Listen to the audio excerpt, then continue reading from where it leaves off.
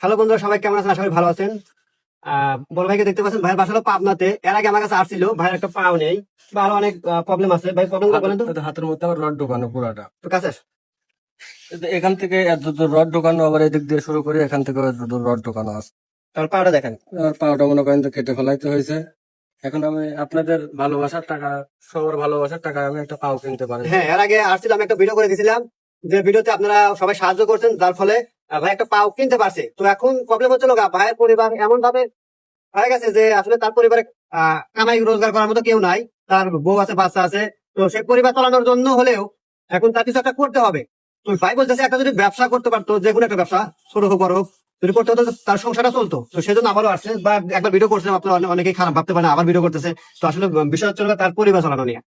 যে টাকা পাইছিল তার আগে, একটা পাও কিনে টাকা শেষ হয়ে গেছে, এখন পরিবারটা কিভাবে চালাবে সেজন্য আসছে। তো আমার পরিবারে 4 জন আছে ভাইয়া। আমার বউ আছে, আমার 2টা ছেলে মেয়ে আছে, একটা 7 বছরের মেয়ে আছে, একটা 4 বছরের ছেলে আছে। এখন আমার মেয়েকে আমি মাদ্রাসায় ভাইয়া ভর্তি করেছি, সে মনে করেন আমি ফিসও মনে করেন টাকাও দিতে পারি না ভর্তির।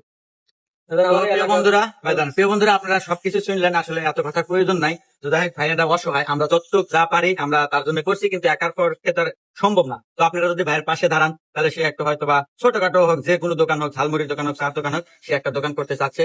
তো প্রিয় বন্ধুরা, আপনারা সবাই মিলা তাকে যদি সাহায্য করেন, তাহলে হয়তো তার ফ্যামিলিটা বাঁচবে। তো সে অনেক অসহায়, পাবনা বাড়ি।